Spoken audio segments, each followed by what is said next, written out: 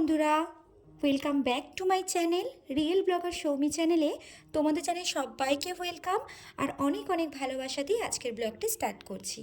তো আজকে তোমাদের সাথে শেয়ার করব একদম বিহারি স্টাইলের দেহাতি চিকেন কারি রেসিপি, যেটা খেতে কিন্তু গরম ভাতে বা রুটি বা পরোটা অসম্ভব সুন্দর লাগবে।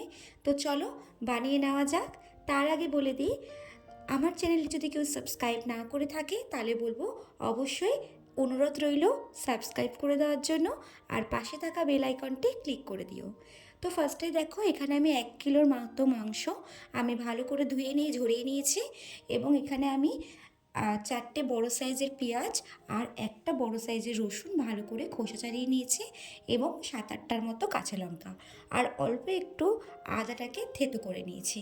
তো এখানে কিন্তু মাংস ম্যারিনেশন করার কোনো দরকার নেই, আর মশলা বাটাবাটি ছাড়াই একদম নতুন স্টাইলের তোমাদের মাংসের রেসিপি শেয়ার করে দেখাবো। তো চলো একদম সোজা চলে গেলাম রান্নাঘরে। তারপরে কড়া গরম হয়ে গেছে, আর এই রেসিপিটা কিন্তু পুরোটাই সর্ষের তেলে করতে হবে। তো ভালো করে তেলটাকে আমি গরম করে নিলাম, গরম করে নিয়ে তেলটাকে ভালো করে কড়াইয়ের সাথে ছড়িয়ে দিলাম। তারপরে ওই তেলে একটা তেজপাতা এবং ভালো করে আমি একটু হলুদ দিয়ে দিলাম, 8 চামচের মতো হলুদ আর একটা তেজপাতা ভালো করে দিয়ে কিন্তু আমি ঝরিয়ে রাখা মাংসগুলো ভালো করে এবার ভেজে নেব। তো এখানে মাংসটা ম্যারিনেশনের দরকার নেই, কিন্তু এখানে ভাজাটা কিন্তু খুব ভালো করে মাংসগুলোকে ভাজতে হবে। তো ভালো করে মাংসটাকে আমি এবার ভেজে নেব।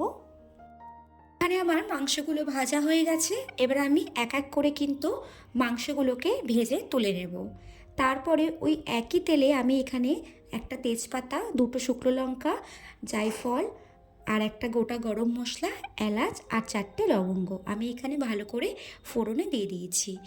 ভালো করে 2-1 মিনিট মতো নাড়াচাড়া করে একটা যে মিষ্টি গন্ধ বেরাবে, তারপরে দিয়ে দেবো এখানে সাদা জিরে। সাদা জিরেটা যতক্ষণ না লাল লাল হচ্ছে ততক্ষণ কিন্তু নাড়াচাড়া করে নিতে হবে।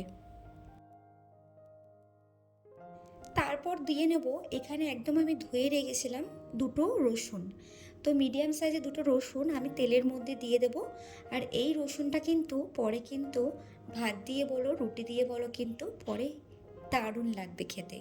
তো যাই হোক, আমি এখানে ভালো করে তেলের মধ্যে রসুনটাকে ভালো করে ভাজা ভাজা করে নিচ্ছি।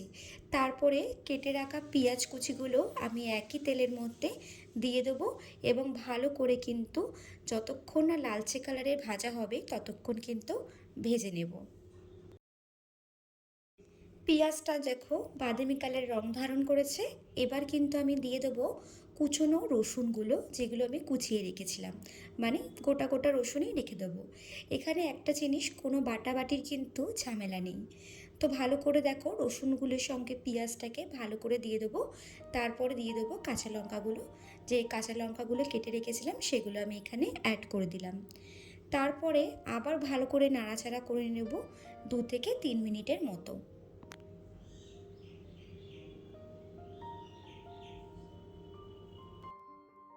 তারপরে যেহেতু ভাজা হয়ে গেছে তখন আমি দিয়ে দেবো আদা থেতোটা, যেটা আমি এখানে আদা গ্রেট করে নিতে পারো বা তোমরা একটু থেতো করেও নিতে পারো। তো আমি এখানে গ্রেটারের সাহায্যে সুন্দর করে কিন্তু গ্রেট করে নিয়েছি। আর দেখতেই পাচ্ছ পেঁয়াজ থেকে কিন্তু হালকা কালার করে একটু তেল ছেড়ে এসছে।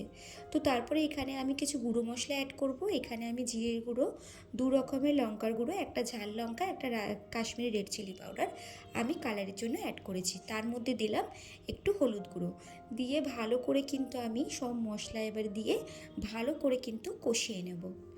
আর স্বাদ মতো দিলাম এখানে মিট মশলা, সামান্য মতো মিট মশলা দিলেই হবে। আমি এখানে এভারেস্টের মিট মশলা ব্যবহার করেছি, তোমরা বাজার থেকে যে কোনো ব্র্যান্ডের মিট মশলা দিতে পারো। তো এবারে আমি সব মশলাগুলোকে দিয়ে ভালো করে কিন্তু আমি কষিয়ে নেব। আমি কিন্তু প্রথমে নুন দিইনি, তো এখন আমি নুন দিলাম, দিয়ে ভালো করে কিন্তু আরও 1-2 মিনিটের মতো কষিয়ে নেব। তো কষতে কষতে যখন দেখবে একটু তেল ছেড়ে এসে বা শুকিয়ে গেছে, তখন কিন্তু 1/2 কাপের মতো গরম জল অ্যাড করতে হবে।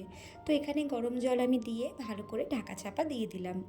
মিনিমাম 5 থেকে 10 মিনিটের মতো ফুটলে দেখো কি সুন্দর তেল বেরিয়ে এসছে। তো যখনই তেল বেরিয়ে আসবে আবার আমি কিন্তু মিনিমাম 5 মিনিটের মতো ভালো করে কিন্তু কষিয়ে নেব। আর এখানে কিন্তু পুরো মানে রেসিপিটাই কিন্তু এখানে তোমার মশলা বাটাবাটি ছাড়াই। তো দেখো যখনই এবার তেলটা একদম শুকিয়ে এসছে তখন কিন্তু আমাদের রসুন আর বাদবাকি মশলাগুলো কি সুন্দর গলে গেছে। তো আমি একটা হাতার সাহায্যে সুন্দর করে কিন্তু মশলাগুলোকে ম্যাশ করে নেব ঠিক এইভাবে। আর রসুনগুলোও কিন্তু খুব সুন্দরভাবে কিন্তু ম্যাশ হয়ে যাচ্ছে। তো মশলাটা যখন ঠিক একটু ঘন টাইপের হয়ে আসবে তখন ভাববে এখানে কিন্তু মাংসের জন্য মশলা পুরোটাই রেডি। তো তারপরে আমি এখানে ভেজে রাখা চিকেনগুলোকে দিয়ে ভালো করে কিন্তু এবার কষিয়ে নিতে হবে। তো ভালো করে মাংসটা আমি কষিয়ে নেব এখানে। আর আমি কিন্তু এখানে মাংসটা আগেই যেহেতু ভেজে নিয়েছিলাম তো আমার মাংসটা কিন্তু প্রায় সেদ্ধ হয়ে এসছে। তো আমি এখানে 1.5 কাপের মতো গরম জল অ্যাড করেছি। দিয়ে এবার আমি একটু ধনেপাতা অ্যাড করব। তোমরা চাইলে কিন্তু কসুরি মেথিও অ্যাড করতে পারো, বাট ধনেপাতার গন্ধটাই কিন্তু আলাদা হয়। তো বন্ধুরা, আমার ভিডিওটি তোমরা যে যেখান থেকে দেখছো না কেন সবাইকে জানাই অসংখ্য ধন্যবাদ। আর আমার যদি ফেসবুক পেজ থেকে দেখো বলবো একটা ফলো করে দিতে, আর ইউটিউব থেকে দেখলে বলবো সাবস্ক্রাইব করে দিতে। তো আমার এখানে দেহাতি চিকেন রেসিপি রেডি হয়ে গেছে। তো লাইক কমেন্ট শেয়ার করতে কিন্তু কেউ ভুলো না, আর সাবস্ক্রাইব করতে কিন্তু অবশ্যই ভুলো না। তো চলো আজকের মতো এখানেই tata. Thanks for watching my video.